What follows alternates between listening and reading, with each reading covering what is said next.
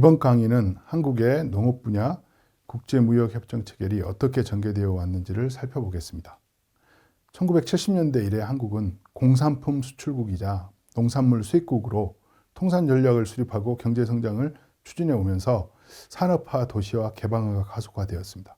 특히 한국은 1980년대 후반부터 시작된 UR 농업협상에 참여하고 그 결과인 WTO 농업협정을 이행하면서 농업 분야에서도 본격적인 시장 개방을 경험하게 되었습니다.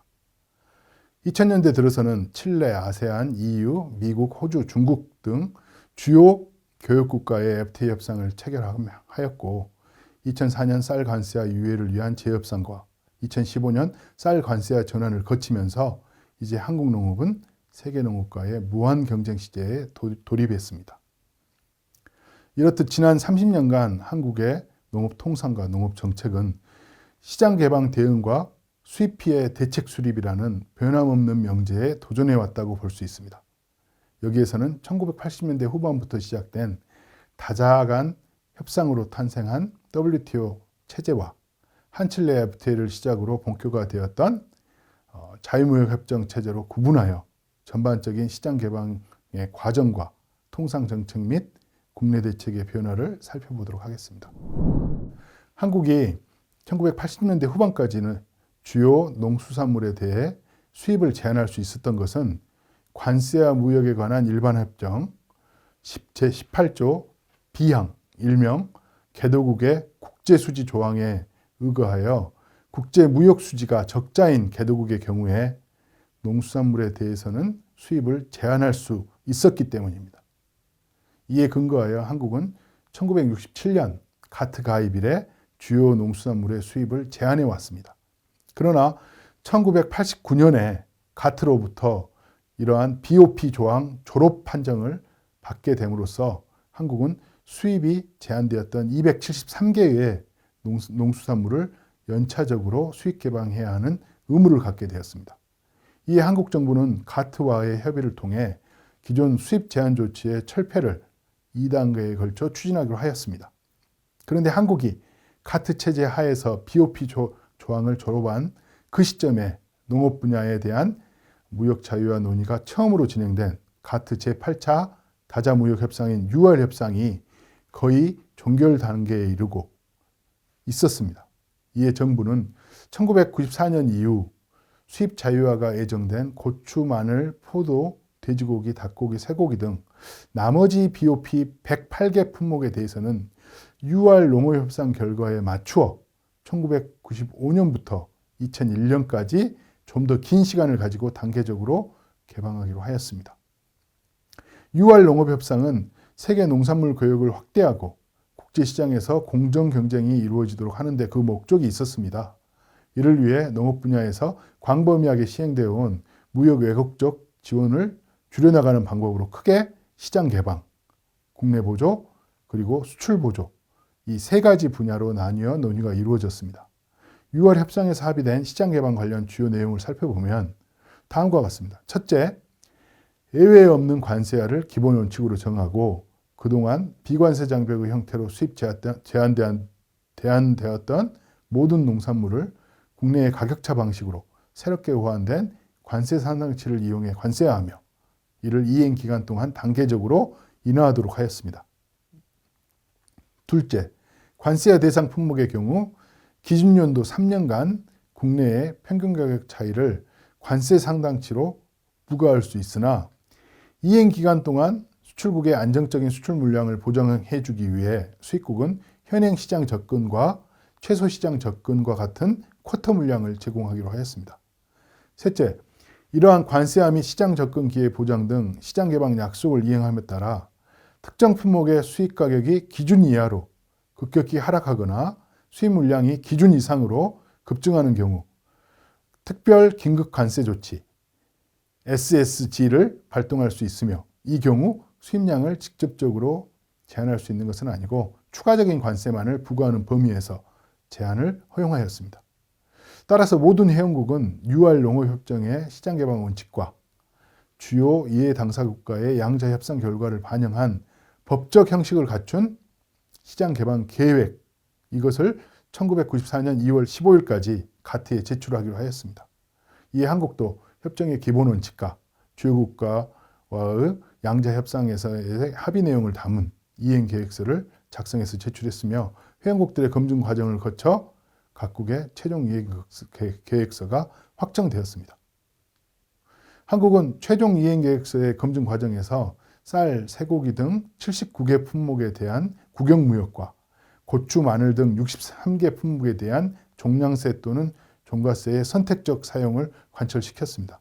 무엇보다도 모든 관세의 양어 의무에서 쌀을 제외시켰습니다. 핵심 전략 품목인 쌀에 대해서는 관세와 예외 조치를 인정받는 대신에 일정 물량을 의무적으로 수입하는 방식으로 시장 접근 개선을 약속했습니다. 한편 WTO 출범 이후 지난 20년간 관세와 유예를 통해 시장 개방의 유일한 예외 품목이었던 쌀도 2015년부터 513%의 고율 관세와 함께 관세화가 되면서 현재 한국은 모든 농산물이 수입 자유화된 상태입니다. 그동안 채소시장 접근이라는 명목으로 쌀 수출국으로부터 의무적으로 수입해야 했던 물량은 40만 9천 톤까지 증가했는데 이 물량은 관세화로 전환돼 2015년 이후에도 계속 유지해야 합니다. 현재 국내 쌀 소비량이 400만 톤 이하이기 때문에 이 수입쌀의 비중은 10%를 상회하며 쌀 소비가 줄어드는 추세로 볼 때 장기적으로 이 비중은 더 커질 것으로 예상됩니다.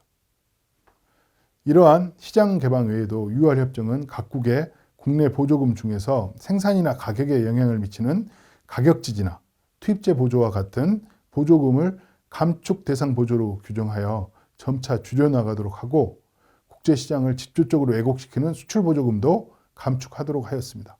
따라서 6월 협상 초기에 우리나라를 포함해 국내 보조의 규모가 컸던 30개의 WTO 회원국들은 감축 대상 보조의 계측과 감축 이행 수단으로 활용되는 보조 총액 측정치를 감축해야 하는 의무를 가지게 되었습니다.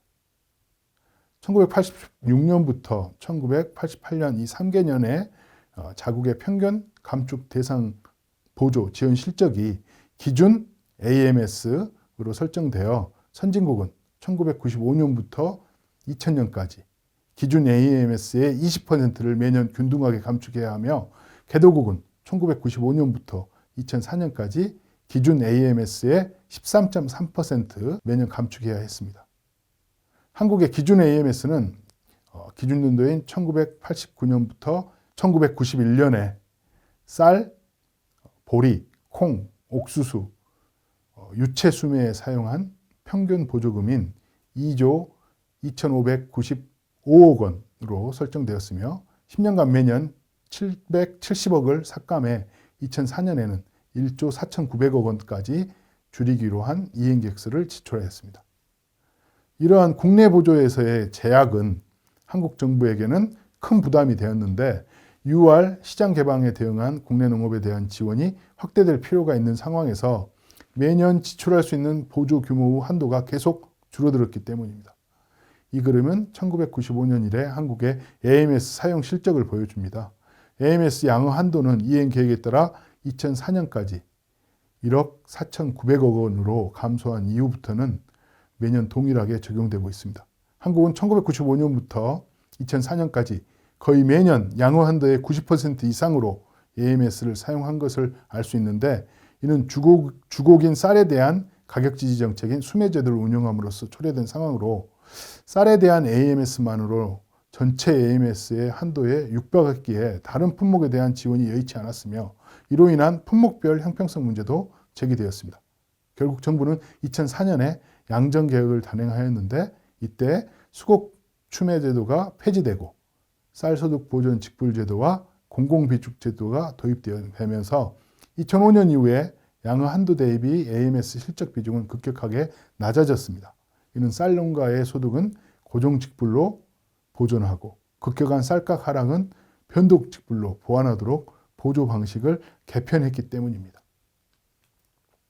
동시에 쌀 정책을 적극적인 시장 개입 대신 소비량의 17% 내에만 구매하여 쌀 재고를 유지하고 최소한의 수급 조절만이 가능한 정책 수단인 공공비축으로 전환하는 계기가 되었습니다.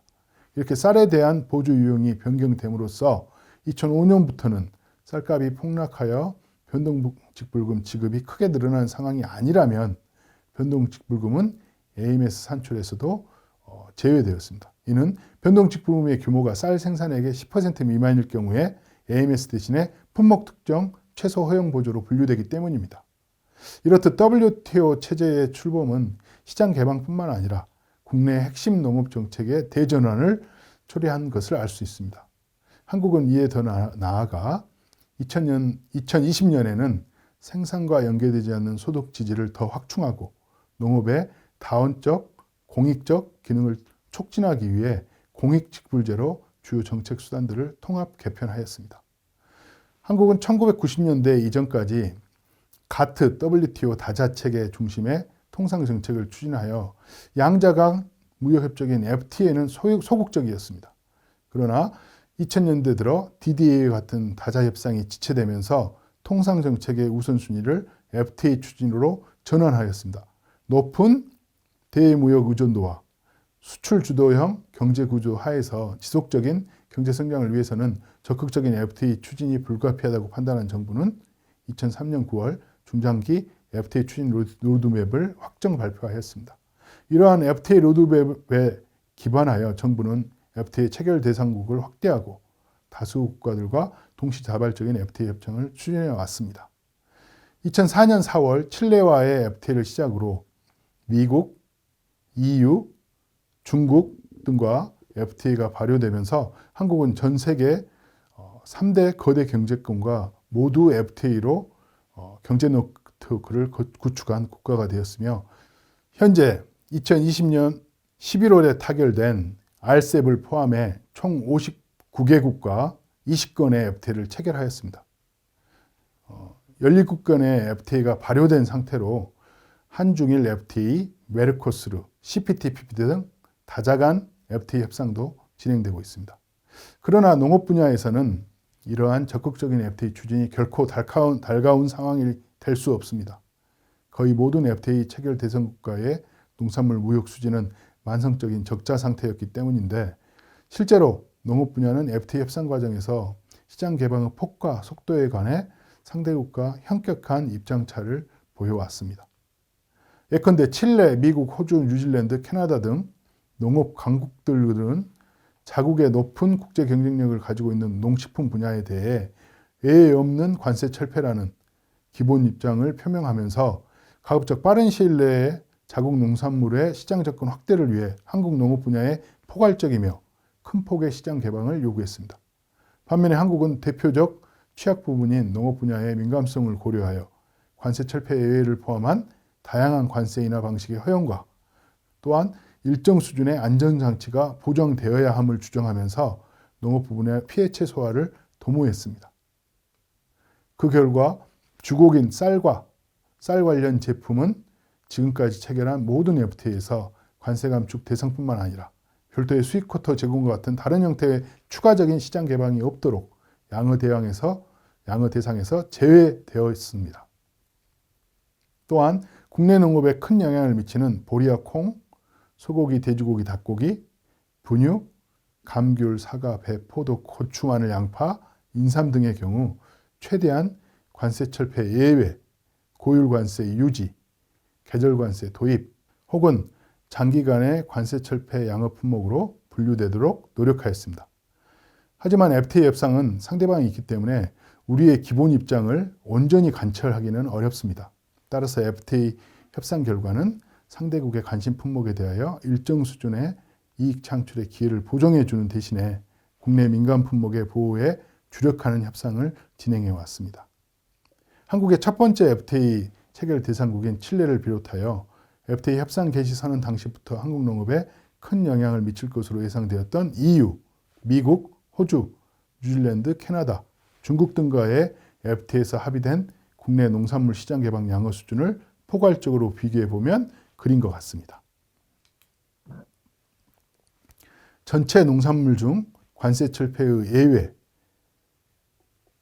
받은 비중으로 평가할 때 미국, EU, 호주, 캐나다, 뉴질랜드, 칠레, 중국의 순으로 양어 수준이 높게 타결된 것으로 평가할 수 있습니다.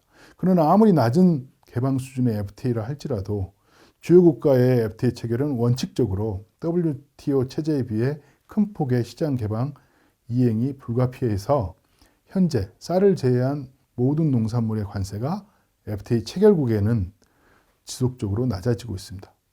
이번 시간은 한국의 농업 분야 국제무역협정 체결에 대하여 살펴보았습니다.